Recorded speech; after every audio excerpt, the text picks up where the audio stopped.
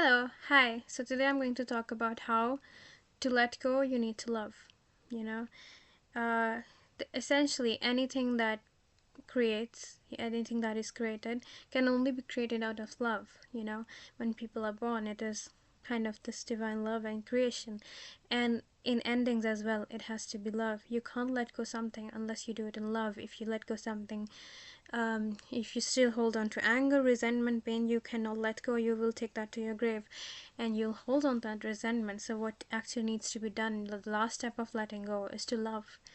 And I think it comes from understanding that as I see it, it's just this river of love that's flowing, and then from that river of love, sometimes you some people pop in your life, and that's how creation happens. And then creation of a new relationship or a project or anything, not just people, just anything in itself that can have a relationship with you.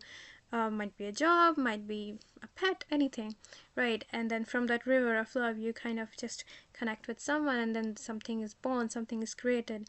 And then without love, nothing can be created. If something is born out of anger, that's not creation at all. You're still stuck in an old pattern, and that's not a new beginning. It's just a continuation of the old. It might have a new form, but for a true new beginning to occur, love has to be there. Love, the legacy of love is so powerful that it can sustain a new life. So essentially, like, you can't begin anything without love, and again, you can't end anything. So let's say, something has ended and it's time to let go. What we need to do now is to drop that person back in the river of love onto their own way.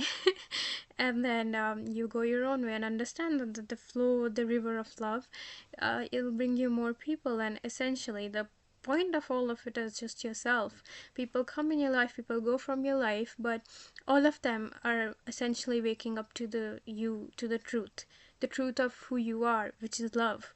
So everyone in their own way is walking you home to this truth by awakening the sense in you that the truth of everything is love. You meet someone, and then let's say they don't really treat you very well, then you understand, hey, I don't like being treated that way so well. Then you start saying, hey, why did I let myself be treated that way?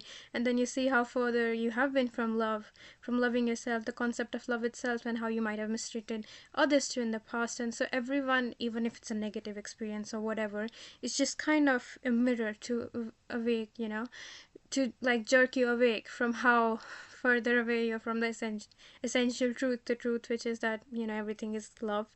And and we are in this river of love all the time.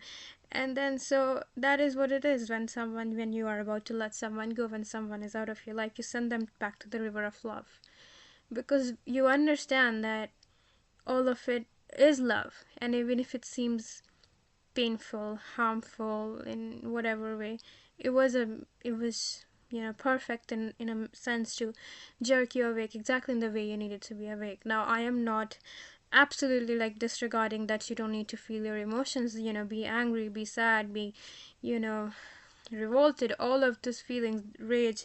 You need to really, really acknowledge your feelings and sit with them and express them and get them out. But at the end of it, what you do need to understand is that it was all love and nothing has gone wrong. And that truth can be held with the bodily truth of pain and hurt and anger. I mean, those two things can be true at once, and they are so.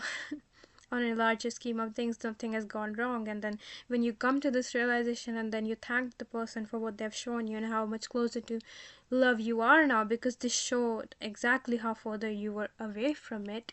You thank them, and when you thank them, you give them gratitude, you're connected back to love. And then they're thrown back in the river of love where they came from. And then just life keeps going on. So that's, I think, a very important thing to remember, is that you cannot let go without love, because nothing can come in without love either.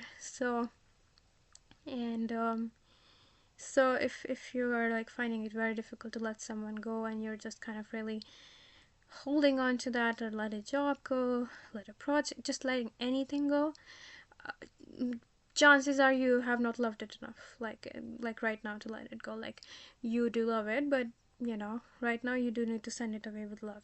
You need to send it away with, like, blessings, and all of that. And do not force it. Take your time. There's no rushing it. Just don't just seek forgive, just give forgiveness or just blessings by bypassing your very valid emotions of anger and pain and hurt.